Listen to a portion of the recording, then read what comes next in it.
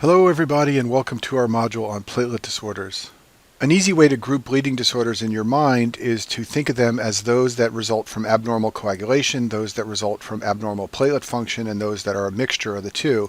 In another module I talked about abnormal coagulation, bleeding disorders like hemophilia and vitamin K deficiency. In this module I'm going to talk about platelet disorders and also disorders that involve a mixture of the coagulation system and the platelets. Let me first give you a rule of thumb related to the types of bleeding that occur in different bleeding disorders. When patients have a problem with their platelets, the bleeding problems tend to be superficial. For example, they will have bleeding from mucosal surfaces. This may involve nosebleeds, or women may have menorrhagia. They may also have superficial skin bleeding, and they commonly get a characteristic skin finding called petechiae.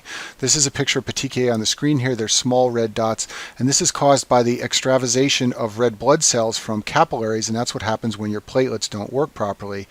On the other hand, when patients have problems related to the coagulation cascade and coagulation factors, they tend to get deep tissue bleeding and joint bleeding. This is the kind of bleeding you see in patients who have hemophilia. So this is just a rule of thumb, but it's helpful especially in board questions that describe bleeding symptoms. There's a test of platelet function called the bleeding time that's abnormal in many platelet disorders. This is a test that's rarely done in the modern era. It used to be done years ago. To perform this test, you make a small cut in the skin on a patient's forearm. You then apply filter paper and remove it at regular intervals until the filter paper comes off clean, indicating that the bleeding had stopped. You then record the time it took for the bleeding to stop, and that time is called the bleeding time. The reason this was an effective test of platelet function is because you really need your platelets to stop superficial skin bleeding like this. This test doesn't depend much on the coagulation factors, so when the bleeding time was prolonged, it indicated there was some problem with platelet function. So I'll start this module by talking about 3 inherited platelet disorders. Children are born with these conditions, and they often present at a young age with bleeding problems. The first disorder is Glanzmann's thrombocythemia. This is a genetic disorder that is transmitted through families in an autosomal recessive fashion, and children born with this disorder have a functional deficiency of the 2B3A receptors found on their platelets. This will lead to mucosal platelet-type bleeding, often epistaxis, in childhood. And the key diagnostic findings of this disorder will all make sense to you if you understand what the 2B3A receptor does on platelets. Remember, that is the platelet receptor that allows platelets to link together and aggregate to form a platelet plug. So one of the diagnostic findings is a prolonged bleeding time. In addition, on a blood smear, you will see isolated platelets with no clumping. This is very unusual, and when you see this in a child with epistaxis or mucosal bleeding, it raises the possibility of this condition. And then finally, you can test the ability of platelets to aggregate in response to various stimuli doing a test called platelet aggregometry. So in this test, platelets are mixed with stimuli that should make them clump together. These are things like ADP and arachidonic acid. And what you will see in Glanzmann's thrombocythemia is that the platelets will not aggregate normally, and that's because they are missing or deficient in functional GP2B3A receptors. The second disorder is called the Bernard-Soulier syndrome. This is also an autosomal recessive disorder, and in this disorder, children have a deficiency of the glycoprotein 1b platelet receptor. And once again, the reason this rare disorder can come up on the USMLE Step 1 exam is to test whether you understand what the glycoprotein 1b receptor normally does. And recall that that is the receptor on platelets that's important for binding to von Willebrand factors so that the platelet can adhere to damaged endothelium. Another feature of this disorder, which is just sort of peculiar, is that it also results in large platelets. The reason the platelets get large is poorly understood, but key findings in this disorder include large platelets on peripheral smears. These children often develop bleeding. Once again, it's the platelet type of bleeding. It's often mucosal bleeding. It presents as epistaxis or menorrhagia. Key lab findings are prolonged bleeding time, as you would expect from a platelet disorder, also thrombocytopenia and large platelets on blood smear. Giant platelets can be seen in association with thrombocytopenia in a number of very rare inherited platelet disorders. Bernard-Soulier is one of them. This is a picture of a giant platelet shown on the screen here, and when a hematologist sees this on a peripheral smear, it alerts them that they may be dealing with one of these rare inherited platelet disorders. Our final inherited platelet disorder is the Wiskott-Aldrich syndrome. The thing to remember about this disorder is that it involves platelets, and it's also an immunodeficiency syndrome. So it occurs in infants. It's an X-linked disorder of the WAS gene, resulting in an abnormal WAS protein, and this protein is important for T-cell cytoskeleton maintenance. For that reason, these patients have immune dysfunction. They also have low platelets, and they also have eczema, which is a skin rash. This is a very unusual triad. This is a very rare disorder, but if you see this triad, the thing to think about is Wiskott-Aldrich syndrome, and I talk about this in more detail in some of the immunology modules. Now I'm going to move away from inherited platelet disorders and talk about acquired platelet disorders, and we'll start by talking about ITP, which is idiopathic thrombocytopenic purpura. This is a disorder of decreased platelet survival where for one reason or another platelets do not live as long as normal, and that leads to an overall decrease in the supply of platelets in the bloodstream. There are a number of reasons why platelets don't live as long as normal in ITP, but one of the most common is because of anti-2b3a receptor antibodies. By way of review, all platelets express the 2b3a receptor in an inactive form. When the platelets become activated, the receptor changes conformation, and this allows platelets to adhere to one another and form a thrombus. When antibodies develop to these 2b3a receptors, that leads to consumption of platelets by the splenic macrophages. So what you want to remember in terms of step one is that one of the most common reasons for ITP is antibodies to 2b3a, and that splenic macrophages are the source of platelet destruction. ITP is generally a diagnosis of exclusion. You need to rule out other causes of low platelet counts, especially bone marrow suppression. Once you do this, then that proves that something is causing the platelets to be consumed in the spleen, and that is the definition of ITP. The treatment can involve steroids, which can knock down the production of antibodies. In addition, IVIG is sometimes used. IVIG is pooled immunoglobulin from donors, and the immunoglobulins can block the Fc receptors on macrophages in the spleen. So a macrophage in the spleen may have an Fc receptor, and this can bind an antibody that's stuck to a platelet. However, if you administer IVIG, it will block that Fc receptor, and then the macrophage won't consume the platelet. Another treatment that's commonly done for severe ITP is splenectomy. You can live without your spleen, so the spleen will be removed, and then the patient will see a rise in the platelet counts.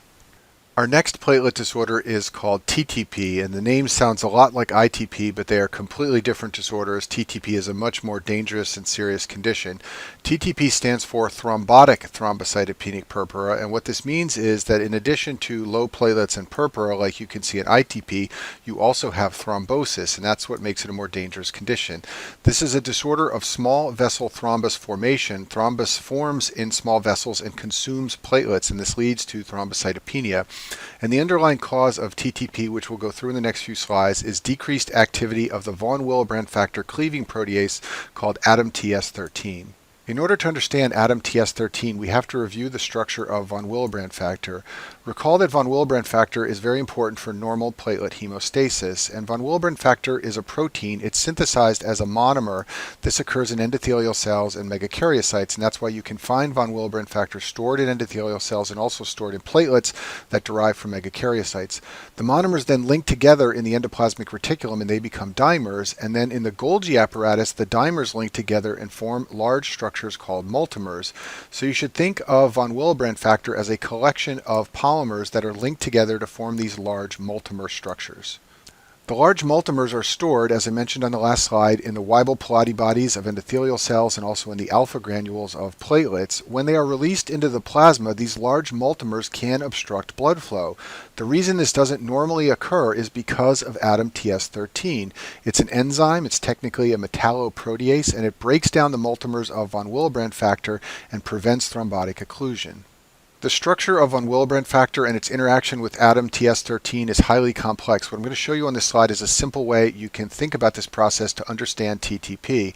So von Willebrand factor is released as a multimer, and if ADAMTS13 is doing its job, it will break down that multimer into smaller pieces which can then interact normally with the platelets. What happens in TTP is that there is deficient activity of ADAMTS13. This leads to a buildup of the multimers of von Willebrand factor, which pulls in platelets and forms an obstruction in the small blood vessels. So the cause of TTP is a severe deficiency of the ADAMTS13 enzyme. Usually activity levels are less than 10% of normal among patients who develop TTP. The reason this usually happens is because patients develop an acquired autoantibody to the ADAMTS13 enzyme. I've shown you that in a picture at the bottom of the screen to help you remember that. As a result of low levels of activity of ADAMTS13, patients accumulate von Willebrand factor multimers, and the multimers most like to accumulate in areas of high shear stress. And the part of the vasculature where the shear stress is highest is the small blood vessels, and for this reason you develop obstruction of the small blood vessels. When the small blood vessels are obstructed, a special type of hemolytic anemia occurs called microangiopathic hemolytic anemia. Most people call it MAHA. This looks like any other hemolytic anemia with increased LDH levels and low haptoglobin levels. However, there is one special feature, and that is the presence of schistocytes. These are schistocytes shown in this blood smear here. They look like fragments of red blood cells, and these are formed by the shearing of red blood cells as they pass through a narrowed portion of the microvasculature, which is obstructed by thrombi. And you can see microangiopathic hemolytic anemia and the presence of schistocytes in TTP like we're talking about now. You can also see it in hemolytic uremic syndrome and disseminated intravascular coagulation. We'll talk about these two disorders later in this module. So what does the clinical presentation of TTP look like? Well, first of all, fever is one of the hallmarks. This is because there is inflammation from small vessel occlusion and tissue damage. Another hallmark is the presence of neurological symptoms. These include symptoms like headache and confusion and seizures. These are from small vessel occlusions occurring in the central nervous system. Patients can even have focal neurological deficits. Small vessel occlusion in the kidneys leads to renal failure, and then finally petechiae and bleeding develop from the low level of platelets. Now that clinical presentation is somewhat nonspecific. A patient with fever and mental status changes and renal failure doesn't necessarily make you think of TTP right away. What usually clinches the diagnosis is the results of lab testing. So lab testing will show evidence of a hemolytic anemia. There will be low platelets, as the name of the disorder implies, and schistocytes will be seen on blood smear. Importantly, the PT and PTT tests of the coagulation system should be normal, and this is an important distinction between TTP and DIC. In disseminated intravascular coagulation, which we'll talk about in a minute, there are also thrombi formed throughout the body, but in DIC those thrombi consume the coagulation factors and prolong the PT and PTT. The thrombi that form in TTP are primarily made up of platelets, and therefore they do not consume clotting factors, and the PT and PTT usually remain normal. You can see an elevated D-dimer, however, in TTP, and this is because there is still some formation of fibrin and some breakdown of fibrin, enough so that the D-dimer level can become elevated, but not so much formation of fibrin that the coagulation factors become consumed, as you see in DIC. Now let's talk about a related syndrome to TTP, and that's the hemolytic uremic syndrome, or HUS. This syndrome shares many similarities with TTP. For one thing, it is also caused by platelet-rich thrombi that form in small vessels. This leads to a microangiopathic hemolytic anemia, just like in TTP. The platelet count is also low, just like in TTP, and you will see acute kidney injury. That's why it's called the uremic syndrome. Usually, however, there is no fever or central nervous system symptoms, and that's what distinguishes hemolytic uremic syndrome from TTP. You can think of it as being TTP that's focused only on the kidneys. So you get renal thrombi, this leads to kidney injury, but you don't see the signs and symptoms that occur from thrombi outside the kidneys, such as in the central nervous system. An HUS commonly is seen in children, and it usually follows a diarrheal illness caused by E. coli 0157H7. This bacteria produces a Shiga-like toxin that leads to the formation of the microthrombi that result in the hemolytic uremic syndrome. So now let's talk about disseminated intravascular coagulation, which is also called DIC. This involves widespread activation of the clotting cascade, leading to diffuse thrombi, and in contrast to TTP, the thrombi in DIC contain both platelets and fibrin. This leads to ischemia. It also leads to the consumption of clotting factors. So as we will see, the PT and the PTT get very prolonged in DIC. In addition, the platelets are consumed much like they are in TTP, and you get low platelets. And then finally, because of the clots formed in small blood vessels, there is microangiopathic hemolytic anemia and destruction of red cells. DIC always occurs secondary to some other process, so let's talk about some of the conditions that can lead to DIC. First of all, many obstetrical emergencies can lead to DIC. A DIC is a feared complication of problems related to childbirth. So, for example, women who have abruption of the placenta can develop DIC. Also, women who have major hemorrhage after delivering a baby can sometimes develop DIC. One of the reasons for this is that amniotic fluid contains tissue factor, which can activate the coagulation cascade, and for this reason, DIC is often seen in conjunction with a rare complication of pregnancy, which is amniotic fluid embolism. DIC also commonly occurs secondary to sepsis. One of the reasons for this is that many bacteria contain endotoxin, which can activate the coagulation cascade. In addition, when patients are septic, they often have very high levels of cytokines, and this can trigger DIC. Cancer can lead to DIC, especially leukemias. Acute promyelocytic leukemia, or APML, is a common trigger for DIC. And you know that cancer is a well-described hypercoagulable state, so you can just think of DIC as resulting from excess coagulation that goes along with cancer. In addition, rattlesnake bites have been described as causing DIC. There are some snakes that contain thrombin-like glycoproteins in their venom, so if they bite you, this can lead to diffuse activation of clotting, and DIC can develop. DIC presents as bleeding in the setting of the primary illness. So, for example, a woman with an obstetrical complication who develops bleeding may have DIC. You make the diagnosis through lab tests of hemostasis, and the easy way to remember all the blood test abnormalities is to just remember that every blood test you can think of for hemostasis will be abnormal in DIC. For example, there's consumption of clotting factors in the diffuse thrombi. This can lead to prolonged PT, PTT, and thrombin times. There's consumption of platelets in the thrombi, so the platelet level will be low. If you measure a fibrinogen level, it will also be low from consumption. There's evidence of microangiopathic hemolytic anemia, so the red blood cell count will be low. There will also be an increased LDH and low haptoglobin levels. There will also be schistocytes seen on blood smears. And then finally, if you measure the D-dimer level, that will also be elevated because there are diffuse thrombi which are being broken down and forming D-dimers.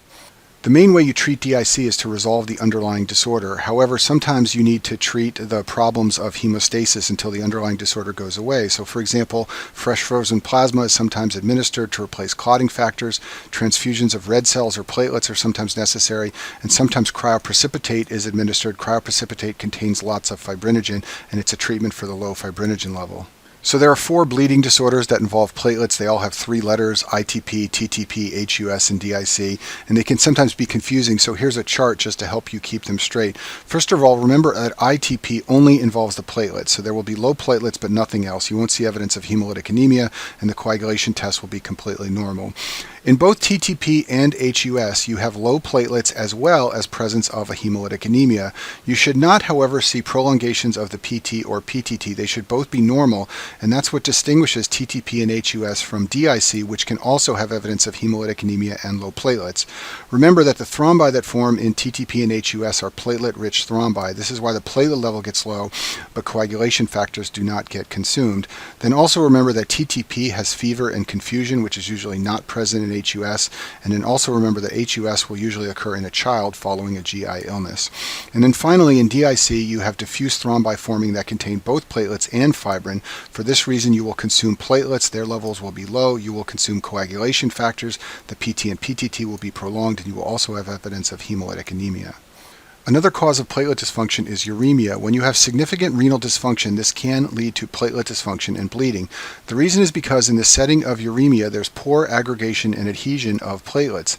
This is caused by uremic toxins in the plasma. It's interesting, if you take platelets from a uremic patient and put them in normal serum, they will work just fine. The problem is not the platelets themselves, it's toxins that are floating around in the plasma. Exactly which toxins and how this happens is not well understood. But the result will be that the bleeding time will become prolonged. In fact, historically, one of the uses for the bleeding time was to test patients who were uremic to see if they had enough platelet function to safely undergo surgery. The platelet count will be entirely normal, and any tests of the coagulation system like PT and PTT will also be entirely normal. Another cause of platelet-type bleeding is thrombocytopenia. If you have a very low platelet count for any reason, you can experience platelet-type bleeding. One of the places you will commonly see this in the hospital is in the ICU or in the oncology ward. This is because patients there often have decreased production of platelets. So on the oncology ward, patients receiving chemotherapy or patients who have leukemic cells in their bone marrow will have underproduction of platelets. In addition, in the ICU, patients who are septic often develop bone marrow suppression as a component of their sepsis, and this can lead to low platelets. Another reason patients can have thrombocytopenia is from platelet sequestration, especially in the spleen. So patients who have splenomegaly can sequester platelets in their spleen. In addition, patients with portal hypertension commonly sequester platelets in their spleen and have thrombocytopenia. And then finally, you can develop thrombocytopenia if you have increased platelet destruction, for example, from ITP or TTP, as we've been discussing. So a normal platelet count is 150,000 to 400,000, and bleeding only occurs when the platelet level gets below 10,000, so it has to get very low for bleeding to occur. The treatment is platelet transfusions, and you'll mostly see this done on the oncology ward where patients have very low platelet counts from chemotherapy. The next disorder we're going to discuss is von Willebrand disease. This disorder affects platelet function as well as the coagulation cascade. As the name implies, this disorder involves deficient function of von Willebrand factor, which, by way of review, is a large glycoprotein. It's synthesized in endothelial cells and megakaryocytes and found in platelets, and it has two important roles in hemostasis. First of all, it is a carrier of factor VIII, which is part of the intrinsic coagulation cascade. So if you are deficient in von Willebrand factor, you will also be deficient in factor VIII of the coagulation cascade. Its second role in hemostasis is to bind platelets to the endothelium and also to other platelets. Therefore, if you're deficient in von Willebrand factor, you will have poor aggregation and binding of platelets. Von Willebrand disease is the most common inherited bleeding disorder. It's believed to affect up to 1% of the population. It usually results from some gene mutation, many have been described, that lead to low levels or low function of von Willebrand factor. Most cases are autosomal dominant and run in families, with males affected equally to females. Von Willebrand disease is usually a mild, non-life-threatening condition. It often results in easy bruising or skin bleeding. It can sometimes cause prolonged bleeding from mucosal surfaces. For example, patients with this condition can have severe nosebleeds, or women can have menorrhagia. And I've bolded the word menorrhagia because heavy periods is a common initial presentation of von Willebrand disease. If you suspect von Willebrand disease and you send the patient for routine blood work, you will find that the platelet count is normal and the PT is also normal. You may see an increased PTT. It depends on the severity of the disease. Remember that von Willebrand factor is a carrier protein for factor VIII. So if the level of von Willebrand factor is very low, then the level of factor VIII can also fall, and that will prolong the PTT. Usually this doesn't result, however, in serious bleeding consequences like you see in hemophilia. So you usually don't see the joint and deep tissue bleeding that you can see in patients who have hemophilia and are very deficient in factor VIII. And then finally, if you do a bleeding time, you will see that it's increased, but we rarely do bleeding times in the modern era, so you usually won't send the patient to the lab for this test. One of the tests used to make the diagnosis of von Willebrand disease is called the ristocetin cofactor activity assay. It's also sometimes called a von Willebrand activity level. Ristocetin is an antibiotic that was removed from the market because it caused low platelets. Ristocetin can bind to von Willebrand factor and also to the platelet glycoprotein 1b receptor. The result is that it will cause platelet aggregation if von Willebrand factor is present. So the way you do this test is you take a patient's serum and you add ristocetin. You then perform platelet aggregometry, which is a measurement of how much the platelets aggregate. If the platelet aggregometry is normal, this suggests von Willebrand factor is present and active. If it's abnormal, it suggests that von Willebrand factor is defective and ristocetin couldn't normally cause platelet aggregation. There are a number of treatments available for von Willebrand disease. One of them is to simply administer concentrated von Willebrand factor. Another is to use a drug called desmopressin. Desmopressin is an analog of antidiuretic hormone, or ADH. For this reason, it's sometimes used in diabetes insipidus. However, it also has another effect. It increases the von Willebrand factor and factor VIII levels in the plasma. It does this by triggering the release of von Willebrand factor and factor VIII from endothelial cells. For this reason, it's effective in von Willebrand disease. It's also sometimes used in hemophilia A, where the factor VIII levels are low. And then another drug that can be used in von Willebrand disease is called aminocaproic acid. This is an antifibrinolytic drug. It inhibits plasminogen activation to plasmin, and plasmin, as you may know, breaks down fibrin clots. So if you administer this drug, there is less breakdown of whatever clots can form, and therefore whatever von Willebrand factor is available in the plasma can be more effective because the clots that it leads to do not get broken down so easily. The last disorder I'll mention in this module is a rare condition called Hyde syndrome. This is GI bleeding that occurs in the setting of aortic stenosis. So in my field of cardiology, for many years, people noticed that patients with severe aortic stenosis often had lots of GI bleeding, and they wondered why this was the case. Well, first of all, it turns out that patients who have aortic stenosis have an increased risk of angiodysplasia. These are vascular malformations of the GI tract, and they're prone to bleeding, and they commonly occur in aortic stenosis, and that's one reason you get GI bleeding in aortic stenosis. And that's one component of Hyde syndrome. The other component is a deficiency of von Willebrand factor. This occurs because there are high shearing forces caused by aortic stenosis. As blood flows past that tight valve, there is uncoiling of the multimers of von Willebrand factor. This exposes the cleavage sites for ADAMTS13. So I told you that TTP is caused by a deficient activity level of ADAMTS13.